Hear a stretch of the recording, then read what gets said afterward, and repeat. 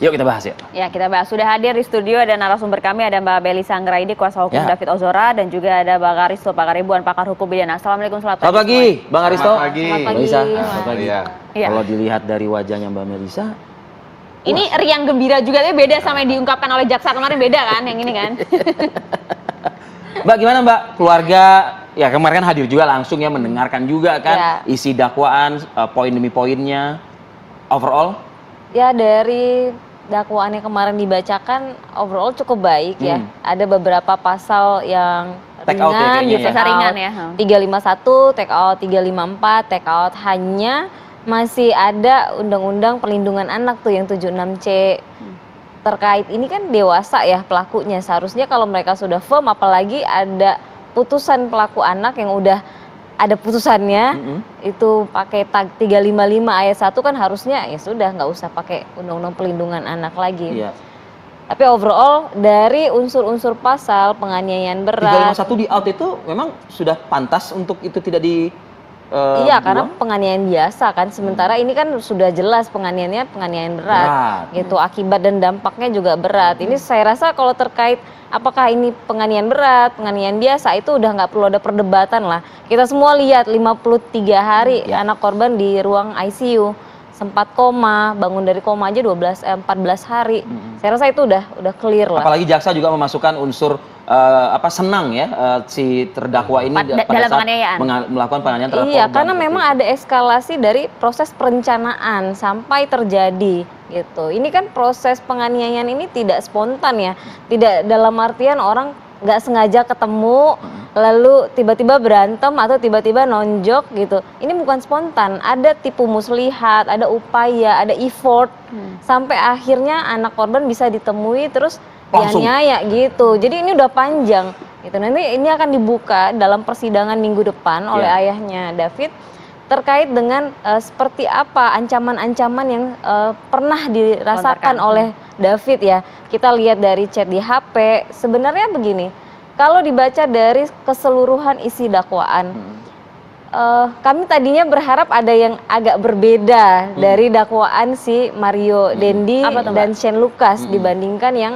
pada saat pelaku anak. Apa harapan perbedaan itu apa? Karena gini, pada saat pelaku anak kan sudah diperiksa, sudah ada hal-hal yang bisa dibuktikan di persidangan terkait cehan dan lain sebagainya. Itu sudah terbukti, tidak ada. Mengarah ke motif lah ya gitu ya mungkin. Ya, sementara dalam dakwaan masih motif lagi. Itu satu, yang kedua terkait dengan hal-hal yang sudah dibuktikan, kebohongannya MDS. Dia bilang bahwa yang APA, yang Amanda sebagai pembisik ya, dulu sempat ramai. Dia sampaikan muncul, itu masih muncul. Nah, itu dia sampaikan bahwa yang ngasih tahu Amanda itu adalah David di dalam dakwaan. Tetapi di persidangan sudah clear dan dia sendiri juga sudah nyampaikan, oh iya bukan David. Tapi di dakwaan seolah-olah itu masih muncul lagi gitu. Terus berarti ada yang di take out secara substansial, ada yang belum di take out ya. Kalau saya lihat sih dakwaan hampir sama dengan yang AG ya. Nah, harapan kita kan memang ada yang baru, cuma kami yakin nanti akan digali dalam proses persidangan melalui saksi-saksi. Di persidangan nanti ayah David juga akan menyampaikan bukti-bukti terbaru terkait kondisi, terkait hal-hal yang kita rasa perlu digali lebih jauh di dalam proses persidangan nanti. Ya, Mas Aristo, sudah tepatkah kemarin dakwaan?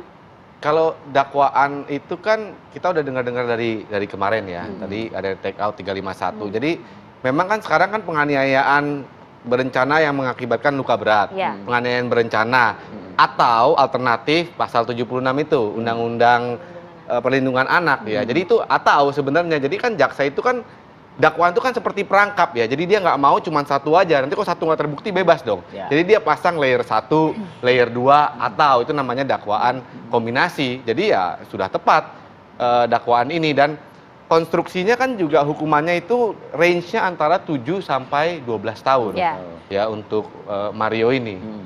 Jadi ya memang dakwaan ini kan ada cerita di belakang dakwaan ini kan. Sebelumnya kan tidak dimasukkan tuh penganiayaan berencana yang mengakibatkan luka berat. Kemudian tekanan publik sampai Prof Mahfud harus komentar, baru muncul. Sebenarnya kita kan udah tahu dakwaannya akan seperti itu. Oke, Bang Aristo, motif nih Bang. Tadi kan juga disesalkan juga ya oleh Mbak Melisa gitu ya. Kenapa nggak sih langsung aja to the point lah begitu ya, sampai harus masih mengambang misalnya seperti itu terkait dengan motif gitu loh. Maksudnya apa? Maksudnya Ya masih artinya mengambang. kan motif dari penganiayaan ini Iya. begitu, harusnya kan juga terus juga di dalam dakwaan disebutkan juga seperti itu misalnya. Saya sih nggak dapat akses kepada dakwaan ya, karena kan itu kemarin kita nggak bisa tonton secara Ada on publik. off-nya juga sih Ada on soalnya, off-nya. ya, Tapi ada. saya yakin Ada on gini, off-nya tadi saya juga. tanggapi Mbak Melisa juga. Saya yakin dalam konstruksi dakwaan akan disebutkan mestinya motifnya. Kenapa harus disebutkan? Karena kita harus mengetahui motif ini untuk mengetahui, karena ini berencana untuk mengetahui seberapa jahat sih sebenarnya Itu dia. orang ini si Mario. Iya. Yang kedua, yang namanya perencanaan ini kan metodical. Nah, Iya. metodical itu katanya ada metode-metode tertentu. Kita harus tahu apa yang melatar belakangi metode Yang ini. dipakai, Nah, yang kedua, sebenarnya kalau cerita AG dan cerita dakwaan AG dan cerita dakwaan Mario itu sama, ya memang harusnya memang sama. Kalau menurut saya ini kan kejadiannya satu. Ya kalau ceritanya berbeda akan susah pembuktiannya yang mana yang betul. Karena kan AG ada di tempat, jadi memang pasti kalau ini kan penyertaan. Kalau yang namanya penyertaan pasti konstruksinya kan sama. Dakwaan itu kan sederhananya jaksa menceritakan kejadian yang sudah lampau. Nah itu dia. Ya, cerita ini kan makanya dakwaannya ada pasal-pasal tertentu kan, cerita ini kan ada beberapa versi. Nah, kalau ceritanya nanti Beda. beda, ya susah. Justru itu akan jadi buat kalau saya jadi pengacaranya si Mario, itu buat poin saya. Lah ini ceritanya beda kok yang kemarin. Meskipun Kok ada ini ceritanya baru. meskipun ada beberapa update dari perkembangan sidang AG maksudnya gitu loh Bang. Kan saksi-saksinya sama. Saksi-saksi itu kan sudah diperiksa di tingkat penyidikan. Ya. Jadi yang namanya pengadilan ini Ada kan di sebenarnya BAP semua lah ya. Pengadilan Indonesia ini tradisinya adalah konfirmasi apa yang sudah diperiksa. Beda dengan pengadilan Amerika yang bisa improvisasinya banyak. Pengadilan Indonesia kan pertanyaan pertama hakim apa? Betul nggak kamu diperiksa di penyidikan? Ini betul tanda tangan kamu. Itu dasarnya Di bawah ya? tekanan. Ya itu dasarnya. Nah, dialognya itu cuma dari kertas itu. Jadi kalau ceritanya berbeda, wah kalau saya jadi pengacaranya Mario atau Shena, inilah kesempatan saya nih. Kalau ada cerita yang berbeda. Oke.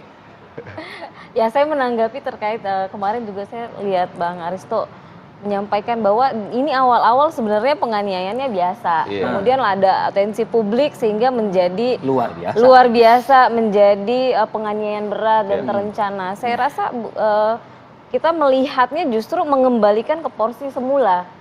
Seharusnya memang dari semula ini adalah penganiayaan berat, Iya. ya karena peristiwa itu mengakibatkan seseorang langsung koma, bahkan hampir meninggal dunia, Iya. gitu. Jadi malah 50 tanda, hari lebih di rumah iya sakit. benar. Sebenarnya ini mendudukkan porsi ke seharusnya ya, di mana dari awal semestinya, apalagi ketika video itu beredar, CCTV itu ada, ini dari awal semestinya sudah penganiayaan berat.